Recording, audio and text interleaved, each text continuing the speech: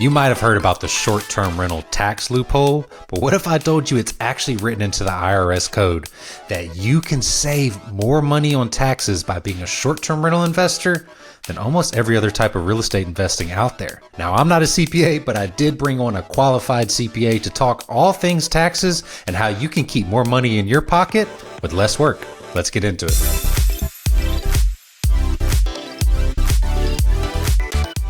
Hey everyone, welcome back to another episode of Bigger Stays. And today we have some tax talk for you. Don't scroll away though, because I promise this is going to be worth every minute that you're able to watch it. We have Greg O'Brien from Anomaly CPA on today with us to break down all of the changes that have happened recently and how it can put more money into your pocket. Greg, welcome to the show. Thanks for having me, Garrett. Excited to go through some exciting tax topics, and I do promise it is exciting stuff. And I think that if you know some of the keys to the tax code, you will keep more money in your pocket. Yeah, I agree. As somebody that has had many bad CPAs, or maybe quotations, I should put the CPAs because I don't even know if they were.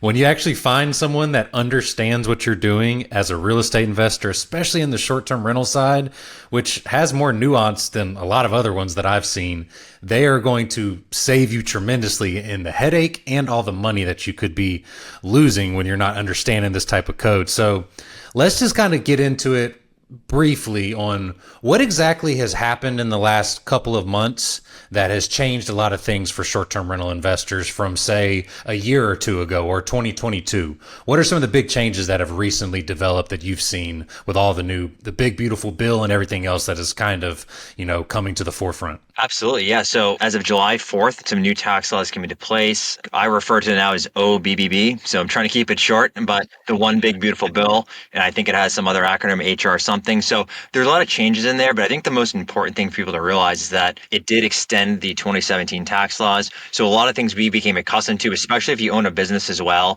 You've heard of things like qualified business income deduction or QBI. Many of these things came from 2017. And if the government did nothing, all those would have gone away. If people have a high net worth, you've probably heard about the estate tax issues. So the most important thing it did is it extended and made permanent many of those tax cuts. So I think that it's one of those things people became accustomed to, lower tax rates as well. If you recall, pre-2017 or pre-TCJA, the brackets are a little bit different, right? The top rate was higher. The brackets were adjusted a little bit. So there's actually an additional tax bracket that was used to be here. So those all got extended. With regards to a big thing for real estate investors, a lot of people are talking about the concept of bonus depreciation. So that's called Code Section 168K. Bonus depreciation from the prior tax laws basically went to 100% bonus, and then it had a phase down schedule. So coming into the 2025 tax year, if nothing happened, we were operating under a 40% bonus depreciation schedule. Next year, 2026 would have been 20%, and then it would have reverted back zero. What these laws did is they made it 100%, right? So from 25 to 29, you're going back to 100%, which is really good news for investors. And probably the most fascinating part, of the coolest part for real estate investors, is these laws do go retroactive to January 19th, 2025. So if you bought a property from January 1st to the 18th and put it in service, that kind of sucks. But if you put a property in service, say on January 20th, 2025, you're going to be able to benefit from these laws, even though you didn't know the law when you bought the property. So that's a really big one. And then, there's some other things we can get into around real estate that have that's beneficial. There's loosening of some of the interest expensing rules, but most short-term rental investors are going to be most probably fascinated with the strategies around bonus depreciation they can now use. That's been the biggest thing that I've seen everybody in the short-term rental world super excited about, is the concept of 100% bonus depreciation coming back. But let's take a step back for somebody that has no idea what exactly bonus depreciation even is. Can you just kind of walk through how a short-term rental investor could use this concept to benefit themselves going forward, or any properties they may buy in the next couple of years? That's a really good point. The first thing is, let's just talk about what depreciation is. So United States has a very favorable tax code when it comes to this. You buy real estate, whether it's new real estate, meaning you just built it, or it's old real estate, right? You could buy a property from 1762. It doesn't matter. You get to start what's called a depreciation schedule. In other words, the government's giving you an ability to recuperate your cost or your investment in that property.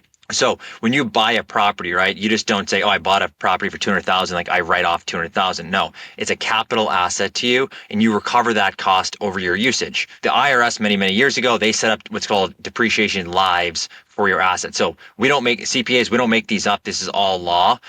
By default, properties go into these different classes. So when you buy a property, right? So anyone on who's listening who's bought a property, you're going to get a HUD statement or a closing statement. It's going to say, Garrett, $600,000 contract price, right? What it does not say is Garrett, $600,000 contract price. Here's how many years are left on the property to depreciate it. Not how it works. So IRS created standard rules that depending on what type of property you have, residential or commercial, you have a certain life. Residential real estate, it's a quirky number, but it's depreciated over 27 and a half years. I don't know what the half year is from, but 27 and a half years.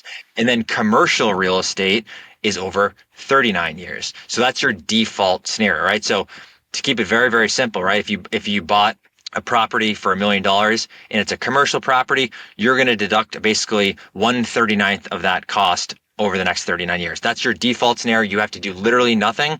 Just put on your tax return and you're going to get that. So one thing we'll tell clients or people we're talking to is depreciation is a paper deduction. It doesn't cost you money. Anyone that's ever been like trying to apply for a mortgage and the underwriters are giving you trouble, oftentimes you need to explain to them, hey, I didn't actually lose money on this property. It says that I lost 14,000, but $20,000 was depreciated, right? That's not money out of my pocket. It's just a paper deduction that's coming off. So that's what depreciation is. Now, to take a one nuance here with the short-term rental, this is something not only taxpayers get wrong, but CPAs get wrong all the time, and we'll get into the why soon. Short-term rentals done properly are considered commercial assets 39 years, not 27 and a half.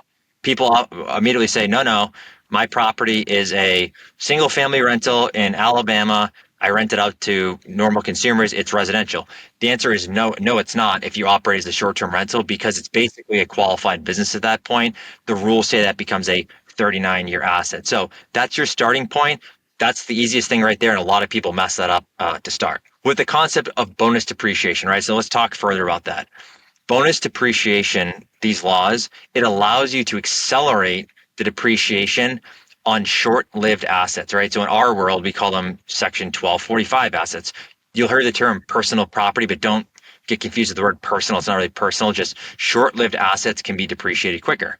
So there's a 3-year, a 5-year, a 7-year, 15-year class, right? Those are classes. So think of things like furniture and fixtures. Think of like things like landscaping improvements. Think of anything that's removable from the physical property.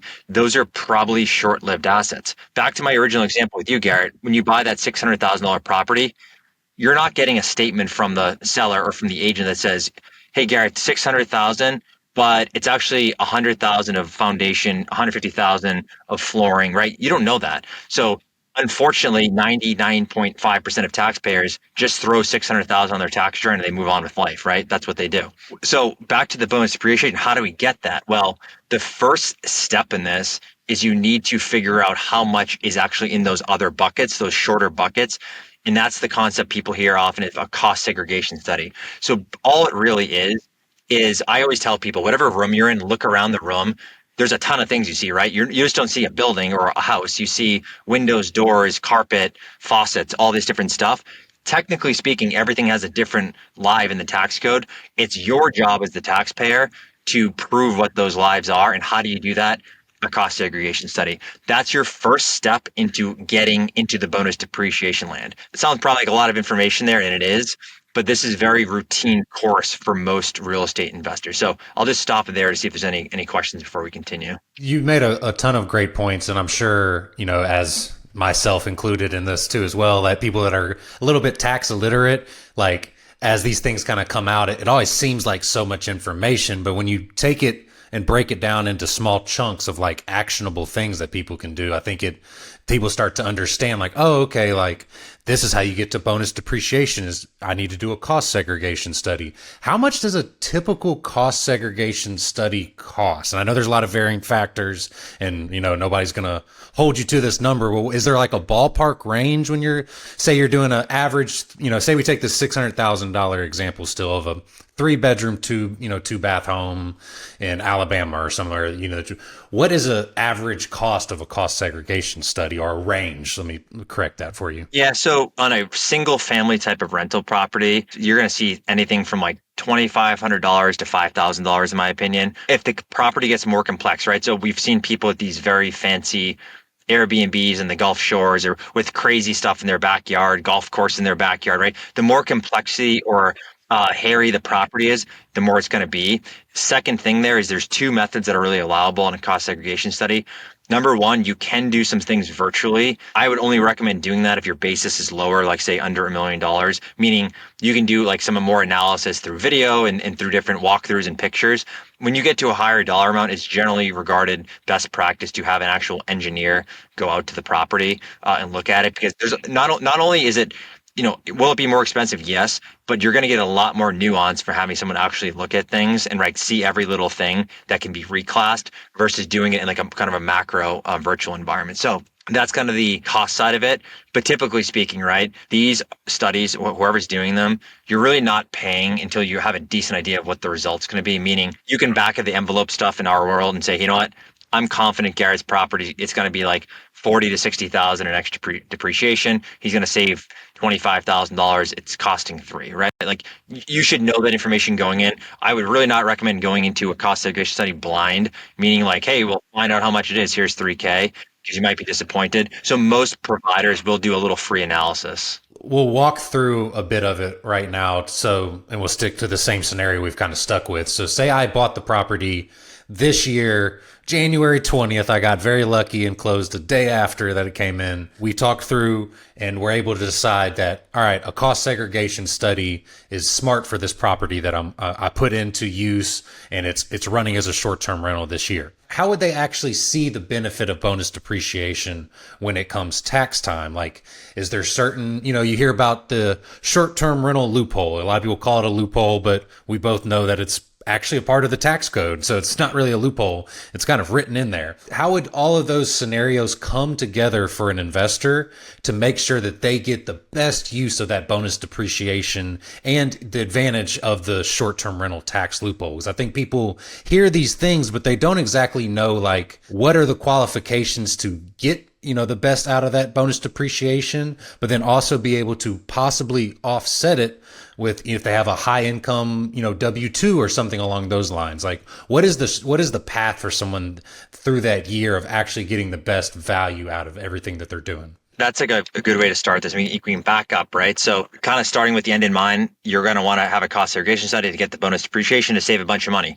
But before we get there, how do we even know if we're qualified? So couple things of background. When you buy a piece of real estate, right? And Garrett, you work, I work, right? If I go and buy a piece of real estate, by default in the tax code, I'm considered what's called a passive real estate investor, meaning I am not in the full-time trader business of owning real estate.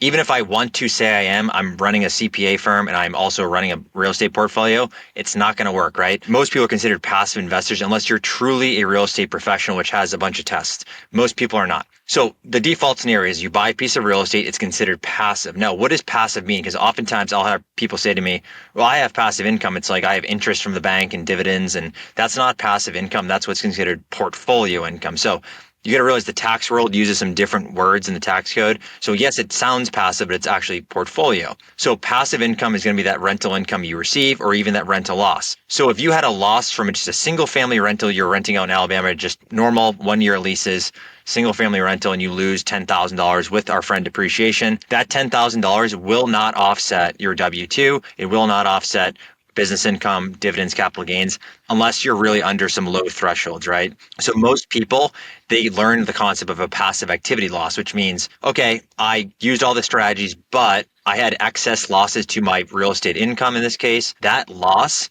it will look for other passive activities on your tax return. If there's no other passive activities in your tax return, it just carries forward with you indefinitely. It's not a bad thing, right? It's just delayed gratification. You'll eventually get to use it. But I think over the years, what I found is don't forget about it. We've had clients come into us with like literally multi-millions of dollars of carryover passive activity losses. They had no strategy to unlock them, right? You buy a short-term rental, you're like, oh, okay, well, I'm still just renting it out. Is it passive? Well, again, this is not like the regular court of law, right? You are on the guilty side here till you prove yourself innocent. So you need to prove that it's not a passive activity. How do we do that? Well, this is where short-term rentals become very interesting. Short-term rentals have this little exclusion, right? So there's a code section 469 is the big thing we talk about with short-term rentals. There was a what's called a treasury regulation many years ago that basically said your short-term, sorry, it didn't actually use the term short-term rental, but it talks about transient rental properties. And then it says if you have one of these properties, one of these business types, it is an exception to the real estate rules within section 469. What that says is that if you materially participate, which I'll define in just a second, and this activity is rented out on a continuous use for 7 days or less on the average, then this activity shall be non-passive, another word to say active, non-passive instead of passive, right? So I wasn't the person, some really smart people many years ago figured out this law was originally intended for truly for transient rentals or bed and breakfast type of things back in the 80s. This was written in the 1980s, right? So there was no Airbnb when this tax code was written. We say, okay, I'm renting my property on 7 days or less, check that box. We'll talk about that. And then second, I am materially participating. Here's where people get tripped up. What does that mean, right? So the tax code gives us 7 different ways to prove we're materially participating inside of an activity. An activity could be our short-term rental business. It could be a regular rental property. It could be my own business, right? You need to prove that you are passing these thresholds to consider this material participation. What are the tests? Well, there's 7 of them. We generally tell people that 4 of them are a waste of your time. There's 3 of them that work. Number 1, this is the safe harbor. You can do this. Awesome. I'm not sure everyone can do this. You spend 500 hours of active activity on your short-term rental, right? That's kind of a lot when you think about it, 500 hours on one property. So 500 hours is the first one. The second one, a little bit dangerous because it's gray area. It says your participation is substantially all participation for all people, right? So substantially all. That's not further defined, so that's up to interpretation of your CPA of what that really means. But in other words, Garrett has the short-term rental. He's banging the hammer. He's doing the Airbnb stuff online. He's running his financials like no one's helping him. You are materially participating. That gets dangerous though when you have cleaners and property managers and all that. Number 3, this is the one that we like to use the best. You, as the owner, participate at least 100 hours, and that 100 hours is more than any other individual, right? Remember, you need to be recording and proving all this yourself. You can't just say, well, I have proof that I spent 102 and no one else did. You need to prove that no one else did. And if they start seeing, well, why are you paying the handyman $100 a week? They're going to want to see his time log. So remember, you got to pass one of those tests I just mentioned. So 2 keys here. Pass the material participation test. You can plan for this. You can do it. 100 hours, you can do that. Number 2, 7 days or less on the average. So it gets a little tricky here, depending on how long you own the property. So if you place the property into service on January 20th, you're allowed to have a couple 14-day stays, a 30-day stay, a couple 2-day stays. Just unique guests divided by total days rented better come out to 7 or less. So we've seen people that like they kind of lose track and they come and they're like, oh, I'm at 9 days. It's like you can't do it, right? You're over the thing. So those are the 2 key tests to start, right? I pass material participation checkbox. I hit the 7 days or less. What does that do? You now just recharacterize your income legally in the tax code from passive income or passive loss to non-passive income, non-passive loss. What does non-passive loss mean? It means that our loss that we're about to create for you and through our cost segregation study, that non-passive loss is going to offset your S corp, your partnership business income. It's going to offset your dividends. It's going to offset your W-2 up to a limit, but it's going to offset all this active income in your life. This is not possible, right? If you just own a traditional single family rental or if you own a commercial building, right? So it's really this kind of holy grail of material participation mixed with another case law in the tax code that allows us to do this. I have a ton of questions, but you explained it very well. There's a few things that have always confused me, I guess, about some of these things. So let's start with the first one. So like, how does somebody document their material participation? Like what is the best case? And then the second part to that is the only way to document, your cleaners, your handy people, your virtual assistants possibly is to make them do a log as well? Or what are you seeing as the best practices for somebody that's, trying to implement these kind of things? Yeah, so typically there's two things. There are some like apps out there now. If you want to buy an app and pay a subscription to do that, you can do that. What we do with our clients, we set them up on we have kind of a Google Sheet workbooks we've created. And the key becomes, Garrett, knowing what activity actually counts, right? Because remember that word material, there is immaterial stuff you do that does not count. So you need to really work with your CPA to know what things are going to count, because a lot of tax laws is a gray area, right? Like things aren't defined perfectly. You need to make that interpretation. And what we've actually done is, and this is kind of nifty, the IRS, it's a government agency, right? You can look up their auditors' training manuals. It's all public information. So we look at what are they looking for, right? Let's make sure that we have explanations for these things. And oftentimes what they're looking for is they say things like this. They'll say, indicates the taxpayer does not materially participate. They'll say, overall, could this property actually run without them, right? Think of it that way. Like, right, am I even necessary, or I'm just swinging a hammer to swing a hammer for the tax code, right? Like, if that is what you're doing, you could run into trouble here, especially if you are remotely managing. Now, you are allowed to remotely manage. You can do that, but be very, very careful if you're using other people, boots on the ground, because you may be in a little bit of a hot water situation there. Within the tax code, right, we always talk about things like you're physically maintaining the property, check mark, good job. You are spending time on leasing, marketing, like the sales, right, the revenue side, you're good. You're advertising, you're good. You're physically cleaning, restoring, maintaining, you're good. So most of that kind of stuff that you're actually physically doing, or maybe you're doing from like a leasing perspective, you're going to be fine. Where things get a little gnarly and there's going to be back and forth to people are, we'll call them investor hours. So if you're going to come and say, hey, I spent 40 hours on Zillow finding my property, I'm going to count that. Not going to work. Education.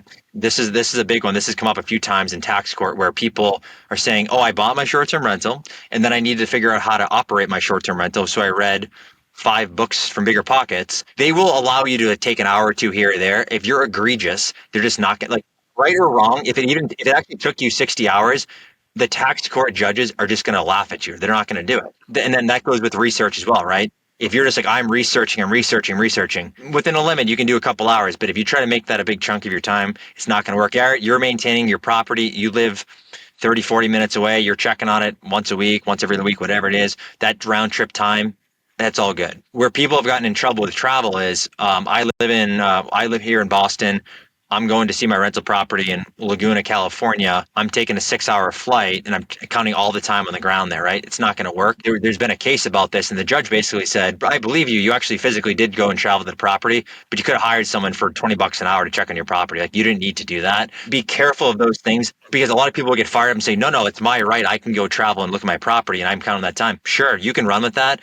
But remember, like, tax court, tax law, it's not criminal court, right? They can make their decisions based on reasonableness. And if they don't think that you're believable, or they don't think it was necessary, they're going to say those hours didn't count. And again, if you drop below that 100, you're at 96, and you took that nice juicy cost seg, bonus depreciation loss, and saved 50K, well, now you're paying it back plus interest plus penalties many years later. So, like, you want to do these things correctly on the front end. The best defense with IRS with these type of things is a good, best offense is a good defense. You've got to have all this put together, because remember, if you are ever getting an inquiry from the IRS, which they do inquire about short-term rentals, decent amount, if they do inquire you of that, and it's typically a 2 to 3 year lag from when you file your tax return, if they inquire 3 years later of, Garrett, what did you do on July 22nd, 2025 for your short-term rental?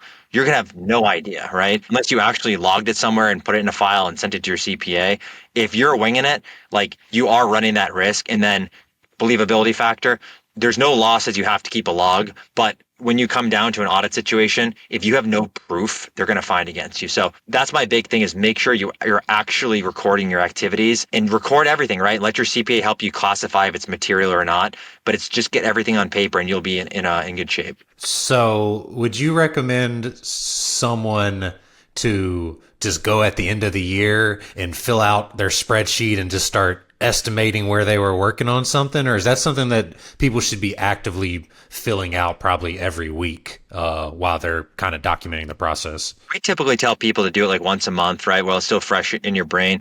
I've met some people that are like, they have really organized like Google calendars and like they track everything they're doing through their calendar. At the end of the year, they download their calendar and they can prove it all that way. I guess whatever works here. And there's no law about contemporaneous records, but you do want to do your best. And I'll tell you a quick funny story on that. A few years ago, there was a tax court case and the guy who was in a tax court, he's trying to prove all his time. And he's like, oh no, I kept a time log and all this stuff. And I forget the years, but let's just say that, he's like, here's my contemporaneous log. It's in Microsoft Excel. So he hands over the file to the IRS. And what ended up happening was like, let's just say he was audited for the 2019 tax year. The Excel file that he said was contemporaneous was like the Excel 2022 version. Like he did it after the fact and they laughed at him, right? So you can't get away with those kind of things. So I always tell people just do it as real time as possible. Like I'm not going to personally do it every day or every week, but once a month, write it all down, put it down, because you're just not going to remember later. And if you really want to go through that trouble to record it all later, it's probably going to be an issue.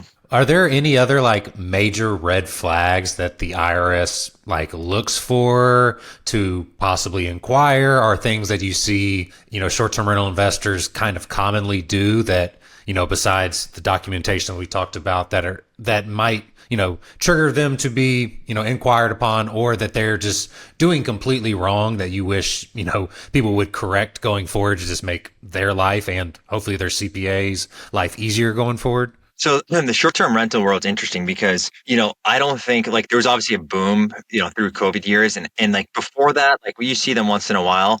I don't think the IRS's auditors were necessarily like up to snuff with the how the tax code works around this area. So originally there was a lot of audits of just like, hey, this doesn't make sense, right? A typical thing the IRS will do is if you have two spouses, taxpayer and spouse, that are working W-2 jobs, that's very easy for them to know, right? You have two W-2s in your tax return, and then you claim a real estate loss that's an active loss.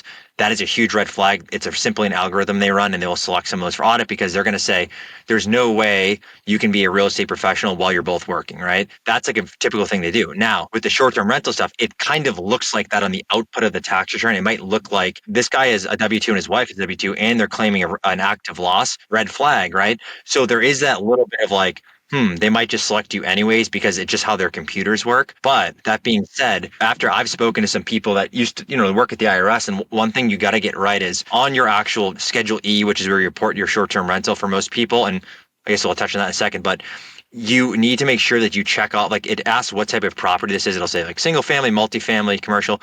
You got to make sure you check off the box that says vacation. I think it says vacation, short term or something like that. You got to check that off because we've seen people that have like done all the rules right, but then their CPA checks off single family rental. If the IRS's computers are matching things up of like two W-2s, single family rental, red flag, right? They may be able to say, okay, this one got selected, but I see that Garrett listed short term rental. We know there's an exclusion. We're not going to bother. So like a little thing like that, just a checkbox on the tax return could cause you a lot of pain if you do it incorrectly. The second thing I'll say is that I just thought of this in my head. Pre 2021, really, a lot of CPAs even were saying, hey, a short term rental, it goes on Schedule C like a business, not on Schedule E. And that's wrong. And the reason that's wrong is unless you're operating your short term rental like a bed and breakfast, it goes on Schedule E. So there's actually a 2022 IRS, what's called a CCA memo. So like the IRS's lawyers, they put out a memo that touched on this. And they basically said, if you're not providing substantial services, right, in this activity, meaning daily linen changing, food, like you're actually like serving meals, right? It's a true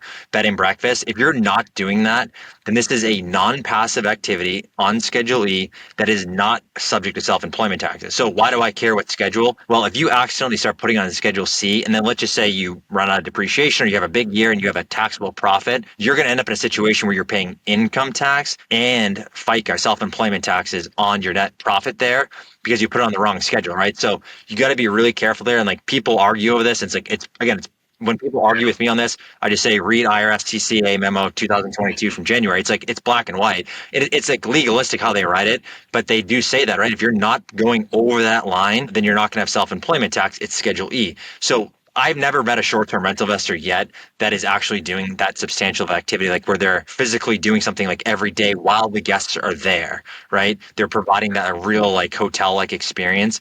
If you're not doing that and you're just doing normal Airbnb, just make sure your CPA knows it's Schedule E, non-passive, it's not Schedule C. Because depending if you don't work with like a specialist in the real estate world, I'm telling you, they're not going to really, they may not know, and they may just throw it on where they think it goes. And it might be fine in the first year, but you're setting yourself up for a problem in future years. Yeah, as somebody that has worked with a CPA before, again in quotations, that was very confused themselves on the Schedule E and Schedule C. If you have to tell your CPA that it needs to go in the Schedule E, you're probably with the wrong type of CPA, is my advice for you. So you should definitely talk to Greg and the team at Anomaly and someone else, because if you're having to educate your CPA on this, then it's probably not the right person that you want to be working with. Just anecdotally, I would say to people listening, you've laid out a lot of things that I'm sure people's heads are kind of spinning now, and there's a lot of great information that they will either hopefully, chat with you if they have more questions, or even talk with, their current CPA to see if all this makes sense to them as well. So what are some steps though going forward for people that are listening to this that they can take actionable right now? Say they just put their STR into use, a couple months ago. They're aware of, the material participation that they need to have. It's one person doing a lot of this themselves. Is there any other extra steps or like tax saving tips that they might not be thinking about that can, save them when it comes tax time next year that they can implement before the end of the year? Let's just loop back to where we started here. So now that we know, right, we've 7 days or less, we've checked our box, we have the material participation, we're confident in that. Back at the beginning, right, we talked about the whole concept of cost segregation and bonus depreciation. Now we're confident, right? Now I'm confident to approach the CPA or approach the person that's going to do the cost segregation saying, hey, here are my facts. Can I do a cost segregation study on this? And what is my anticipated result? Now, how do you gut check this if you're a taxpayer, right? Like it's a complicated engineering type of world. Here's an easy way to do it. Start off with your purchase price. So say you buy the property for $1 million. The second thing you need to do, right, so you don't overestimate, is you gotta back out the land value. So land is not depreciable. So every piece of property you buy has a building value and a land value. Now there's three ways to do this. Now the old like CPA adage, they'll say, oh, just like use an X percent. You shouldn't do that. So there's three ways to do it. Number one, look at the ratio on your tax assessor's card, right? So you look up your property tax bill.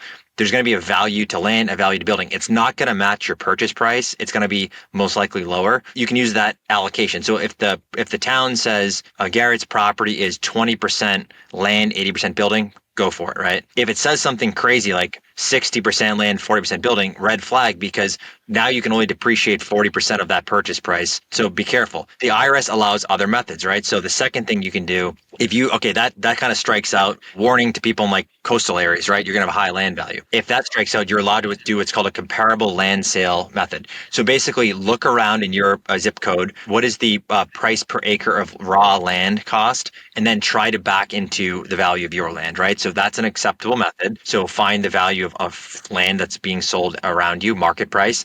And then the last and probably the last resort here is if you're really stuck in a situation where you're like, geez, I don't think these like my land value is so high, you are allowed to use an appraiser. So there's online appraisals, you could do a local appraiser, and then an actual appraiser could visit there and give you a really accurate result. It's just going to cost you more money. And then you got to say like, is it worth it at that point? So be careful at the beginning, right? Figure out like a relative amount of your land value.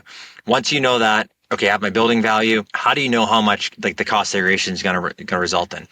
Easy formula to think in your head. Take that building value. So just make the numbers nice and easy for us. Say it's $1 million of building value here. Somewhere between 18 and 30% of that number is likely going to end up in those short-term buckets, 3, 5, 7, 15 years. So 18 to 30% of that number are going to get in those accelerated buckets from 3 to 15 years. If we're in 2025 like we are right now, that amount that's in those buckets will be eligible for the year one write-off, right? Year one bonus depreciation. So it could be a pretty big amount. So let's just say that's a couple $100,000, it's 200,000. You're running that cost segregation study. You're getting a report. It's getting a report on your tax return. You're getting a big old depreciation number there on your Schedule E. It's non-passive, right? Create a big loss. That big loss then goes and nets against your other income up to the limit. Unless that loss that you're reporting there is, if that loss is more than say $600,000 if you're married, or more than $300,000 if you're single, just pump the brakes a minute, because make sure you work with your CPA there, because there are limits. Those are what's called excess loss limits. Still, if you can get a $625,000 write-off that's active this year, it's pretty good, right? So we always say like, hey, it's a good thing. Don't push the limit to 700, right? 600 is the law. Stay there. So that's kind of like the wrap of it, right? So we go to the person that's doing the cost seg. Here's our facts. Gut check it, right? 18 to 30%. Is that sounding right? Does that feel right to me? If they come back to you and they say, geez, Gary, yeah, the $1 million building, like we think like you're going to get 600,000 of write-offs in year one. Like,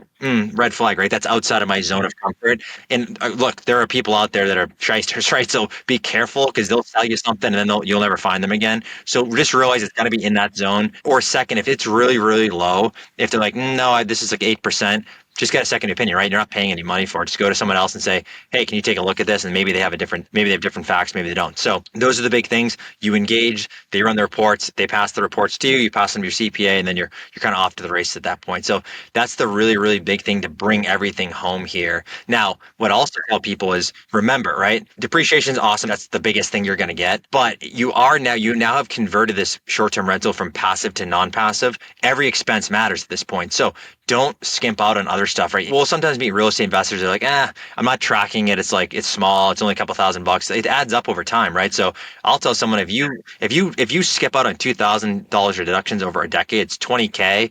Do that math out of what the tax savings are at 7% compounded interest. You're literally giving away free money. So make sure you're reporting all of your expenses. And if you are traveling to your property locally, you can capture things like that. You can actually capture, which again, some people don't agree with, but you can do it. You can capture, if you have a dedicated space that you're working on this, you can use the home office deduction on your Schedule E if you do it properly. So make sure you maximize all of these different things. If you can allocate technology costs to your properties, allocate cell phone costs to your properties, within reason, right? Of how much percentage you're using them on. It's like, that's like where people are like, I'm not sure I want to do it. Like, why not, right? You're allowed to do it. It takes money that's post-tax, makes it pre-tax, and ultimately saves you money. So make sure you're doing all of those little things properly because they are going to put money back in your pockets. Nice. That's definitely very good advice for people. I'm sure they're hopefully slowly understanding how some of these tax things work and why we always recommend working with a real estate investing CPA that is knowledgeable in that field, because they say there's only two things in life that are certain: death and taxes. And I at least want to understand one of them a little bit. So I'm slowly getting there. And from the help from people like you, it's definitely starting to come to me. If people wanted to reach out to you and chat some more, or possibly even, use Anomaly for some of their CPA services going forward, how can people reach out to you and keep the dialogue going? Absolutely, yeah. If you just go to anomalycpa.com, you can get in touch with us there. Fill out a little form, get in touch. And you can also find a link. We also offer, if you really want to know the nitty gritty of this for a few hours of short-term rental life, we do offer a course as well. It's pretty cheap, so you can go ahead and get that as well, and then show you how to. We actually have a course that allows you, if you're just like, hey, I got one property, I don't want to pay for a CPA.